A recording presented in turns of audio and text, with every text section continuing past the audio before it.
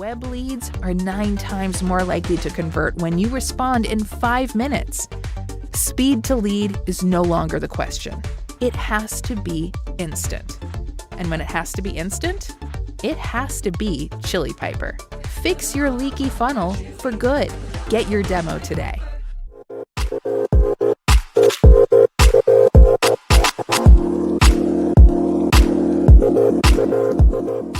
Hey there, listeners and watchers. Welcome to another episode of the SDR DiscoCall show.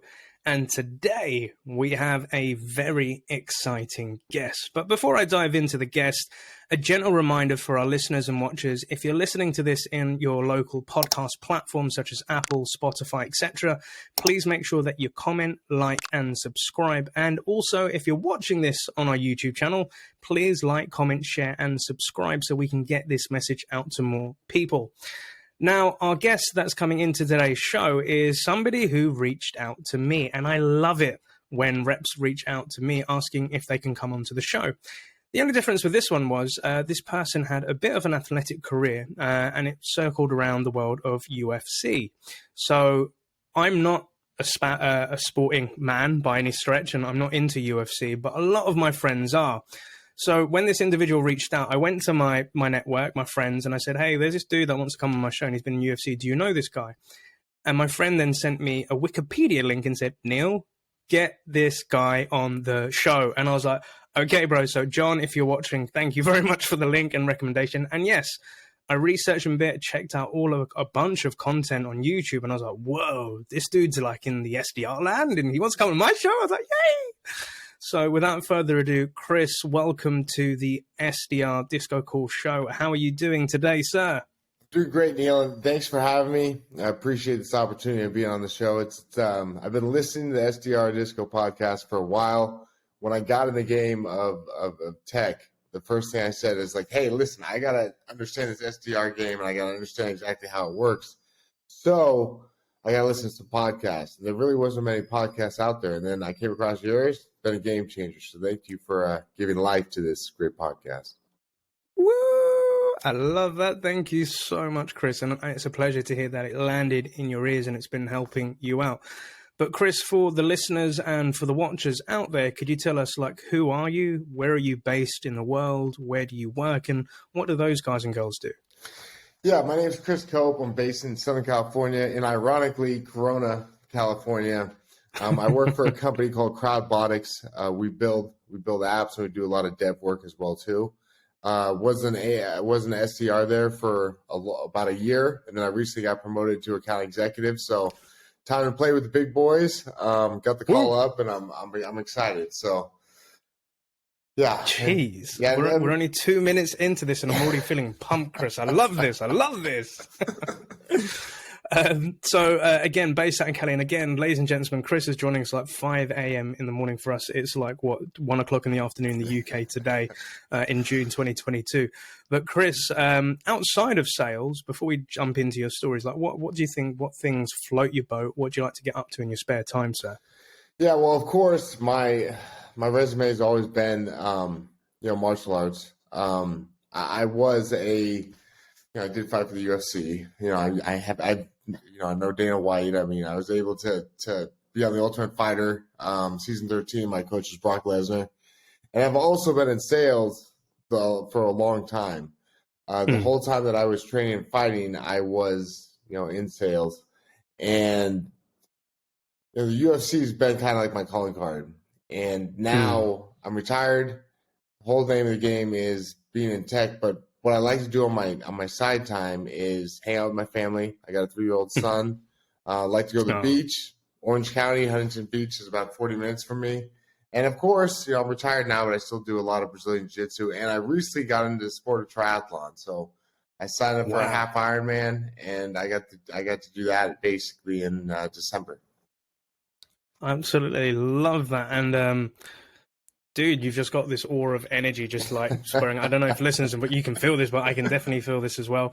And for the listeners and watchers, what I like to do with every guest that comes onto this show is put links to the LinkedIn so you can obviously connect with Chris once you've watched this episode. But I'm going to be putting some links into his UFC content, checking out his previous season and YouTube videos, because I think it's got a very cool story, and we're going to be diving into bits of that today. So Chris, like, again, before we dive into the professional sales work, and as you said, like, you had a marriage between like doing training and you were also doing sales as well. I think for a lot of our listeners who are fans of UFC, could you kind of like walk us through, like, how did you get into that gig and kind of what was going on in that world? What did it mean to you? And then, you know, what was the catapult into sales thereafter?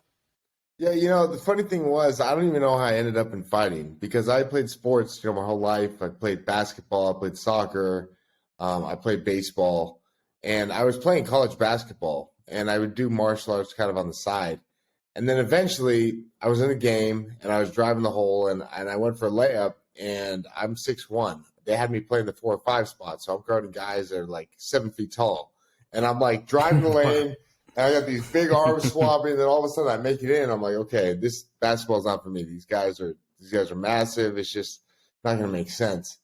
And I remember going to my coach's office, and he said to me, well, what are you gonna do now? You're leaving basketball. He looks at me like, you should be like a Navy SEAL. Well, I ended up getting involved in martial arts instead, which has always been a passion for me. And next thing you know, I'm doing regular traditional martial arts. Some kickboxers come in the martial arts school. They beat up all the karate guys. I ditched the gi. I put on some boxing gloves. And then before you know it, I'm doing Muay Thai fights. Developed a little bit of an identity, and I gravitated towards that. And next thing that basically happened was I fell in love with it. And then before you know it, somehow in some way I was able to actually make it to the UFC. I was never I never had God-given athletic ability, and I pushed and I pushed and I pushed, and then eventually I made it on the Ultimate Fighter. I tried out for that season 5 times, and then eventually I got on season 13, and it was kind of iconic because, you know, I went to UFC 100 in Las Vegas. And that was a significant thing. And I was running past all these people. And I remember seeing from like the nosebleed seats, Brock Lesnar weighing in. And, you know, he was like a little ant. And then all of a sudden I make it on CG13. Dana White's in front of us. He's like, hey, I want you to welcome your coaches, Junior Dos Santos and Brock Lesnar. And then here I am, like right in front of him. He's like 5 feet away. I'm on his team. And, you know, we basically bonded with him for, you know, over 6 weeks. And then that led to the UFC. And then I retired mainly due to the reason that I always said, if somebody starts to show signs of like CTE, like brain issues and stuff like that, then I would retire. And then guys that I would train with, they started becoming public, you know, about this. They started having some head issues. They started injuries. And I said to myself, okay, I can stay in this game for a long time, but how much abuse am I going to basically be taking on? I can fight for the UFC once, or I can fight for the UFC 1,000 times. No matter what, you know, I'm a UFC vet. So I've got to pivot into something else. So I decided to get in the gym space and do gym sales. I was a manager of the UFC gym, and that's the main reason why I came out here to Corona. And then all of a sudden what happened was COVID hit. You know, I'm in the gym. The TVs are on. They call the NBA game because somebody tested positive for COVID. They call it an NHL game. And all of a sudden, from that point, that night, everything gets shut down. And then I'm in the gym the next day. We're on a conference call. And everybody in the UFC gym is on this call like it's the end of the world. They're talking like it's never going to happen. Right? Yeah, exactly. I get in my car. I drive to Walmart, and I'm treating this like, you know, I've seen The Walking Dead. I'm treating this like an apocalypse. I'm throwing in all the survival stuff. I got like a survival pack, and then we went remote. And then they ended up closing my gym because the landlord wasn't going to, you know, renegotiate the lease. So the gym was closed. I'm unemployed. I don't know what to do. So at that point, I tried some side jobs that weren't working out. And then I reached out to my friend, Mike Fossey, that was involved in tech for a long time. And then my other friend, Max James. And they put me kind of on a protocol to apply to 10 jobs every day for, you know, I did this for like 2 months. And then I didn't get any callbacks. And then all of a sudden, Crowdbotics gave me a shout. So tech, I don't know if a lot of people know this, but I say tech's kind of like the mob. It's very hard to get into, but once you're in, you're not leaving. And then Crowdbotics brought me on board, and then my sales director AJ Smith, interviewed me, and I felt for the first time in a very long time like I was part of something, like I was part of a company and a place that I really felt special about, and that's how I ended up at Crowdbotics and do what I'm doing now. That is such a super cool story, like going through different changes. And I want to pick up on like some bits that I can remember hearing through that. And, like, I love the analogy of like tech's kind of like the mob. It is hard to get in for some people. And, like once you're in, you're hooked, Yeah. And you are looked after. And it is like a sort of family sort of vibe to it. But coming back to like those younger years where, you was like looking to do basketball and then figuring out, okay, these guys are bigger than you. And, maybe this isn't for you, and having that chat with your coach, like, what should you do? And then, picking up those gloves and then coming into that world of UFC. For a young guy, it sounds like you've gone through some tough times and you've built up this resilience, or, like you're going to push forward, you're going to move forward. And I think for a lot of SDRs and people in sales or, generally in life, they will have to go through a lot of challenges or struggles or learn how to adapt. Kind of like how did you cope, Mr. Cope, or with going through all these sort of changes, and what was at the forefront of your mind when you were experiencing new things? I've never been the strongest, the fastest, or the most skilled, but nobody is going to outwork me. Will Smith, despite what he did at the Oscars and his famous, slap around the world, he had an analogy they said about being on a treadmill. He said, if we get on a treadmill race, I'm going to win. Because either I'm going to win or I'm going to die. Nobody's beating me on that treadmill. And we all have time. So I realized that what I lack in talent and skill, I make up with grit and tenacity. And then eventually I'll get there. I won't get there as fast as the natural, but eventually that person's going to quit. They're going to get tired. They're going to phase out. And that's when I drown them. That is so, I love that. That's intimidating, dude. I'm not gonna lie, that's a lot of good drive there. And you're right, it's that grit. I think with a lot of SDRs that I speak to, we live in this world of social media where we see a lot of things online where people are succeeding or living the good life or getting that great job, and we don't see the shit that happens underneath the iceberg. The troubling times, the problems we go through, the challenges, etc., etc. And unfortunately, a lot of young people may compare themselves to others. And where you talk about you may not be good at this or you may not have that, but you do have, this grit and this drive and moving forward.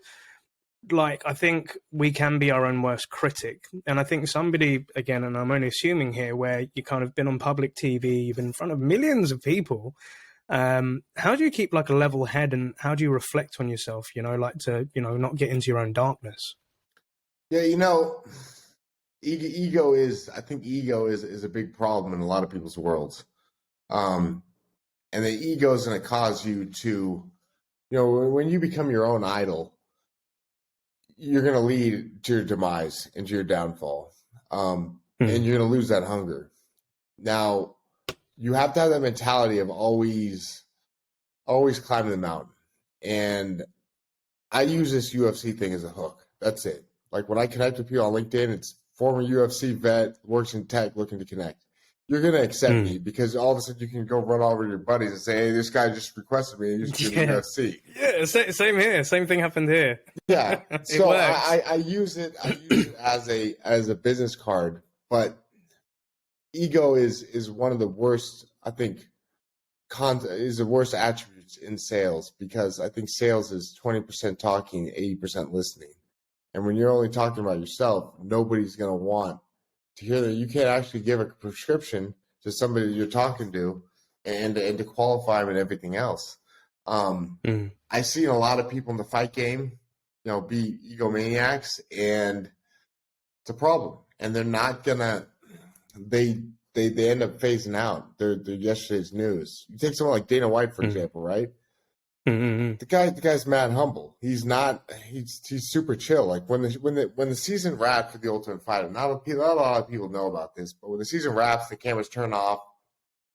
You know, Dana comes and picks you up at the Palace Station Hotel where they house us after we leave the house, and it's just him. Like we come walking down these stairs. There's no security. It's just Dana White standing there with the driver, and we get in a car and we drive to. He takes you to this, you know, fancy Vegas restaurant. And we had like a $10,000 meal, and I remember he tipped him $5,000.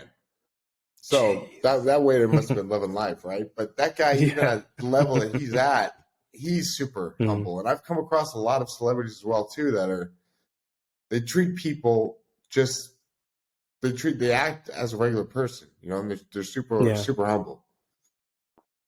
And I think that's a very good point. I was having this, kind of weighing in on a conversation with Morgan J. Ingram, so great SDR trainer out in the States, and he kind of put a tweet out talking about celebrities and the way that we, give so much praise to these people and stuff like that. And I kind of weighed in and I said, you know what, I've realized, because I've worked in a music career and I've met a lot of famous people and, affluential rich people. And what I realized was sometimes we're a fan of their art, but we may not be a fan of the person. So I've had a lot of great people, great musicians where I love their songs. And when I've met the actual people, I think they're a complete dick. They're not really nice. And it's sometimes I've met other artists or, other influential people where I'm like, you're exactly like the way that you put yourself in your videos, in your profile, in your work and all of that. When I met you, you're a very down-to-earth guy. And I had this experience with a sales trainer, again, in the US, John Barrows, where I'm a sales trainer and I was going through a rough patch. And I reached out to the dude on Instagram, it was, and I had to send him a video message saying, hey, John, do you know what? I feel really effed up at the minute. I don't really know where I'm going with my business. And I just said, I would appreciate your comment because I kind of saw him as a mentor, as a teacher, right? And this guy is super successful and he's done a lot of things and I aspire to be somebody like him. And what really got me, that made me happy, Chris, was he said, look, Neil, I'm growing this company. I'm doing CEO shit and I don't know what the fuck I'm doing. I have no idea what the hell I'm doing. And that for me was that aha moment. Like this guy that I'm looking up to, who's kind of like a sales celebrity, he's humble, he's being realistic, and I know how he feels and he's keeping it real, and it's those sort of people that you respect. And you're right, egos can sometimes get the better of us. And unfortunately, social media can, exasperate that and make it a bit of a problem. But for somebody like me, and I'd love to ask your advice, like I'm running this YouTube show. It's not huge yet. But I do get a lot of likes. I get comments. I do sometimes get a little bit of hate. I'm not going to lie, but I don't publicize that. How do you deal with having this how did you find dealing with that newfound attention or people actually knowing who the hell you were and a little bit more about maybe you was comfortable with them knowing? Yeah. I mean, when I first got on the Ultimate Fighter and I came off that show, they told us that our lives are about to change. Things are going to be a little different. Random people that we don't even know are going to come up to us and start talking to us, and it's going to be a weird thing. And I'm like, yeah, whatever, right? Mm-hmm. So the show wraps, and we had to sign these confidentiality agreements where we couldn't tell anybody where we were. So we basically dropped off the grid for 6 weeks. The job that I was working at the time, they gave me the leave, which is, I appreciate. But we signed a lawsuit agreement, basically if we talked about the show, we could get sued. So all of a sudden we come back in 6 weeks and everyone's like, where were you? Oh, I can't talk about it. It's like we're like a government assassin, right?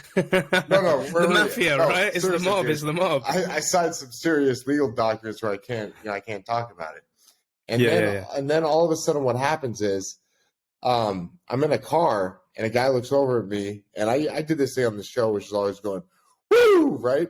This guy looks at me and he looks at me like he knows me, and then he goes, woo, and I'm like, oh, dude, it's happening. And then randomly, this would happen. Random people would come up to me and start talking to me, and I felt like Edward Norton in Fight Club. If you remember that scene where he's walking around, and people know who he is. I'm just looking at, exactly, And it was kind of weird. And then I'd get I had my cell phone number on Facebook. I was getting these random texts, and people wanted to hang out, and And then what I finally realized was this is just part of the game, and you just got to run with it. You got to take it for what it is.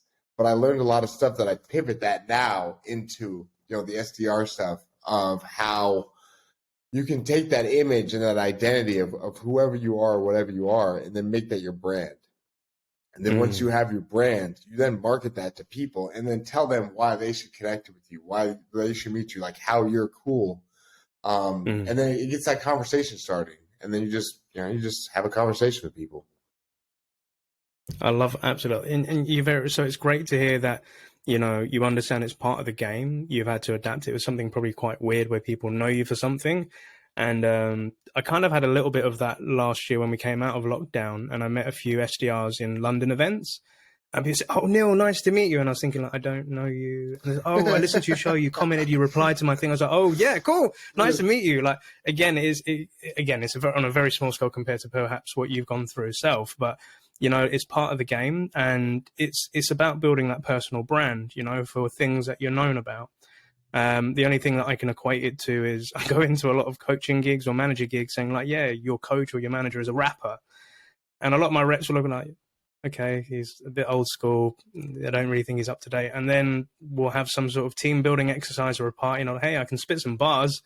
And I hit them and they're just like, whoa, like you're good. And I was like, okay, thanks. He said, no, but you're good. Like, I know you said you was a rapper, but everybody says that, but you actually do that stuff properly. And I was like, I do what I say I'm going to do, right? Yeah. But it's an icebreaker, and I use it in my trainings, and I talk about all that stuff. But you're right; it's kind of like it builds a little bit of a persona around you, other than just being that sales dude or that salesperson, and I love that. But as you said, you're able to pivot those things into that SDR role. So I'd love to come back to, like looking at your LinkedIn at Crowdbotics, where you entered this SDR gig, and this was something relatively new for yourself. You've broken in with the mob, you've been accepted by the family, you're one of the paisans, you're there. What was that first experience like, and what was going through your mind of, changing from this fighter mentality into this, tech SDR gig? What was that like for you? I wanted to compete, and my whole thing was activities. How many calls can I do? How many texts can I do? How many emails? And now I go into HubSpot, and what I do daily is just basically say, all right, I'm going to be the champ. Nobody's beating me. When I go on activities, I'm going to be number one. I'm going to beat everybody, in all categories. And I make it a competition, because our company is 100% remote. And when you're just 100% remote, the engagement, the camaraderie, it's a hard thing to kind of replicate. But the competitive edge is key. And I believe that you always want to find ways to sharpen the sword. So just like in fighting, where I pay a striking coach, a grappling coach, a strength and conditioning coach, now I'm going out to programs, finding out how to be a better copywriter, how to write persuasive emails, how to, studying human psychology, studying sales systems. Because now that I'm in tech, this is something just like in MMA, where the more fights I win, the better I get, the bigger the organization I get into. Same with tech. Guess what? The more numbers I put in, the more commissions, the more I rise that ladder, and the more I can make a name for myself and become a hired gun. I love that. I absolutely love that, Chris. And you're right, where, having this competitive edge to yourself, like where you want to be top dog, right? And you want to be crushing those numbers, crushing that activity. But equally, like you said, like becoming better at certain skills. So like where you're saying with MMA, you'd have different coaches for different strengthening and conditioning with your body, and relaying it to like writing better emails or, doing better calls. And this is kind of like a thing that, for our listeners out there, with SDRs, you may find that you're super great at cold calls, or you may be super great at social selling, and you may be really good at one thing, and you may focus a lot of your time and efforts onto that. And the advice that I give to SDRs is you should be able to manage all the different crafts or different channels that you could be, a remote seller. So again, you don't have to be 100% great at writing emails or 100% great at, being on LinkedIn if, one of the other channels is your strength point. But mastering it and doing those moves is what makes you an all-rounder, so that if at any point something's not working, you can pull on another way. So I'd assume, again, to assimilate it to fighting, where, you may be kicking a lot, but then you're realizing, okay, you're in a short, in a very enclosed space, so maybe you have to punch and do like close punches, and kind of relate that to your SDRing. But where you're, being top dog and you're in a HubSpot and you're becoming a better professional, a sales professional, what other things were going on, like being in a remote company? Because as you said, the camaraderie, like the engagement with your team, is not there. And perhaps a lot of our listeners are remote SDRs. They're on their own, they're in their home office, they maybe only see their team once a day on Slack or Zoom. Like, what things would you say to them to keep them motivated, to keep going forward?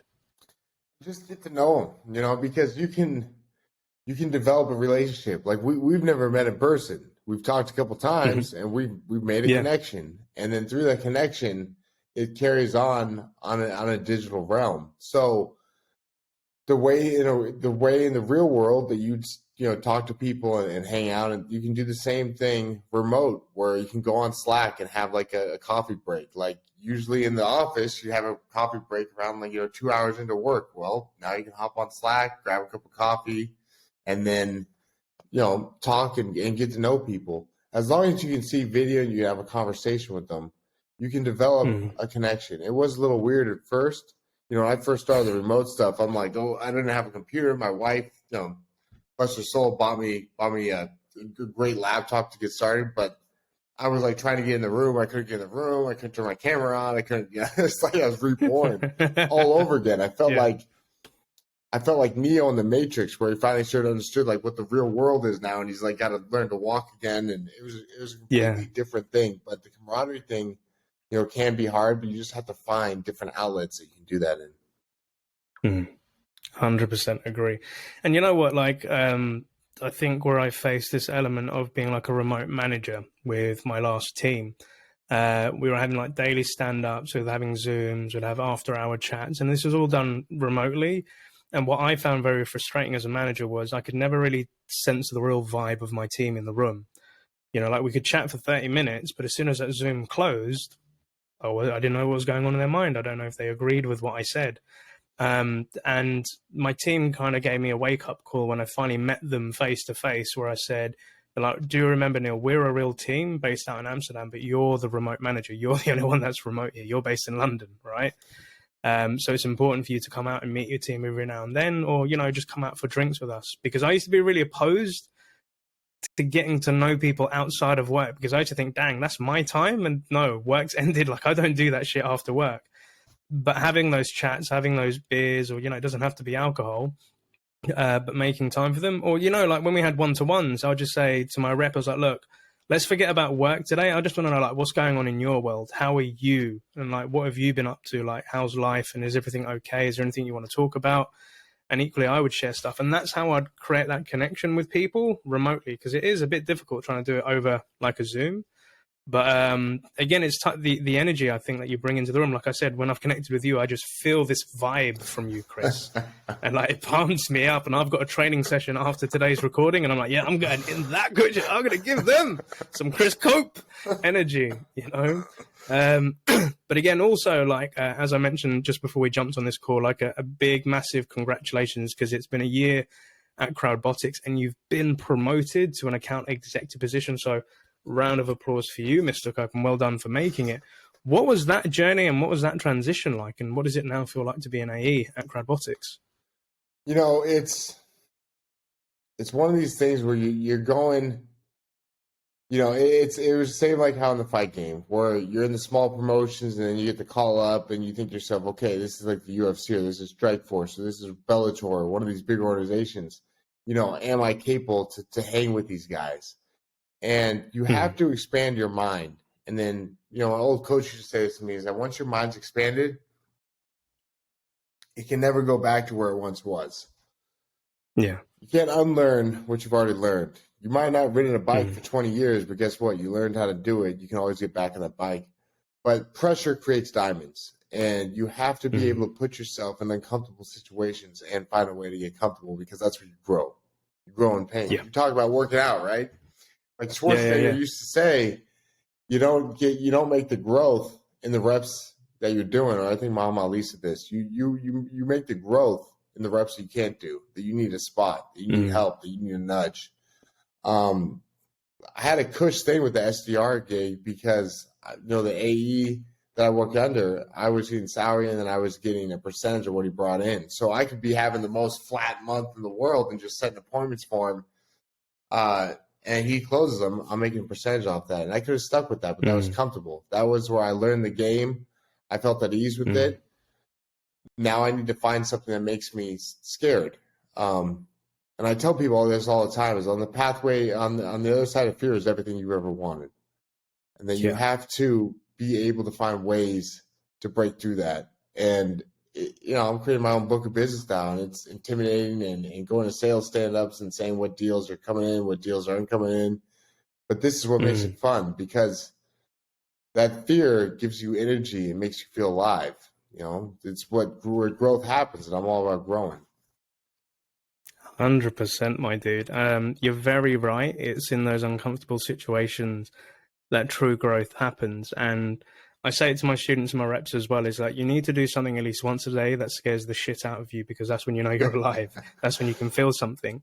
And I think, like, even when I go into shows like this, or if I'm doing training, or if I'm standing up in front of a crowd on a music gig, I sometimes let them know that I'm nervous, because this is nerve-wracking, but I'm willing to do it and I'm ready to do it.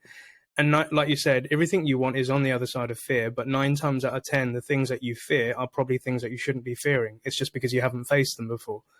But once you've faced it and you've done it over and over and over again, you grow more confident and you're not as worried about it, right?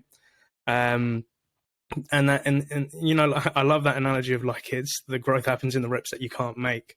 And it kind of reminds me, like, when I am in the gym, or if I'm in a HIIT class or something, and I want to give up, like, I'm sweating buckets and I'm like, all my energy's gone. I kind of remember this 40% rule that I learned from the David Goggins book, Can't Hurt Me. And he always says that, like, when you get to that last depleted point where you think you can give up, know that you have that 40% still left in the tank and you can keep going, because you are stronger than you think. It's all in the freaking mind.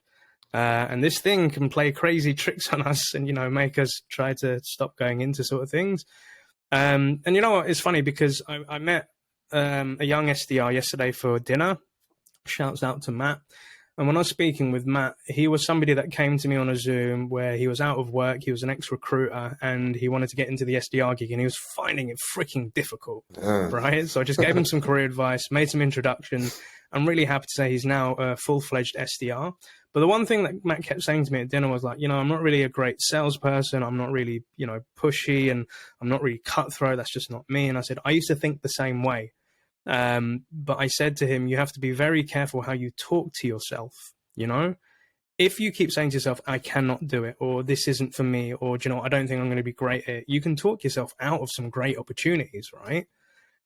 So obviously you have your own mind, Chris. Like, what's your self-talk like? How do you get yourself pumped, or, how do you face adversity and, like, push through? How do you talk to yourself? Just motivate myself. And it's funny, and I'm trying to bypass your question, but it's funny you brought up David Goggins, because I ran 4 miles with Goggins in Huntington Beach when he was doing the 4x4x4, which is run 4 miles every 4 hours for 4 days. Jeez. And dude, that guy is 100% the real deal. Like, literally, we all found out he was going to be at the pier at a certain time. We show up. And then all of a sudden, right when I get there, he takes off running. And this guy runs like a gazelle. I was just trying to keep up with him. And it was like running have you ever seen Rocky when he's running and all the people are following after him?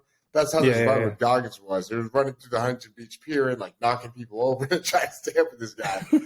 And we finished. Everyone's breathing and about to puke. And then he's just standing there, glistening in the sun like he barely even broke a sweat.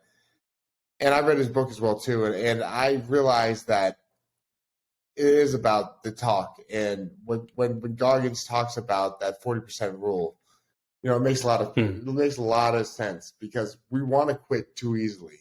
And we get to the point where we feel like we're a failure. We've had people hang up on us. We've had people call us names. We have people not book meetings, and that is where you grow. Right when you're about to quit and you feel like you're not going to be able to make this thing happen, you have to realize that it can't happen. And this is where things start to turn, for the better. Negative self-talk is the worst thing you can possibly do. You got to be able to laugh it off. I tried to book a guy for the meeting the other day, and he texted me back and he says that I should reach back out to him in 2064. And I'm like, wait, that's like 40 years from now.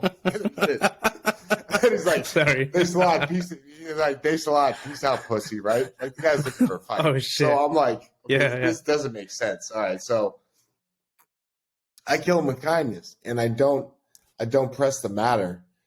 I could have went the complete other direction and got crazy on him, but that's what he wanted. So my belief is this, is that you're going to have that self-talk going through your head, but you can't expose it. And being transparent about it. If you're in a meeting and you're nervous, tell them you're nervous, because when you're being truthful, then people start to like and trust you. And people buy from people they like and they trust. When they see you're nervous, you're sweating, you're stuttering, and you don't tell them that, then they're like, okay, this person's not being transparent. I don't trust them. They're hiding things from me. And that's what I try to do with everybody, is be completely transparent. And I run the operation like a doctor's office, right? If you go in for surgery, like, have you ever had surgery? Yes. Okay, so you meet with the doctor before the surgery. They go over the pros, they go over the cons, and they make it up to you. They leave it up to you whether or not you want to move forward with the surgery. I do the same thing with sales. I tell them the pros, the cons. I put it in their hands, and then I try to press a no. I try to get them to say no. And the weirdest thing is, it's like reverse psychology. They have to say yes. Now I'm trying to get them to say no. Yeah. I love that, Chris. And there are certain points in that, and the guy that says reach back out 2064, you get these things, right? And you said something very true in terms of, they want you to react. They want you to bite.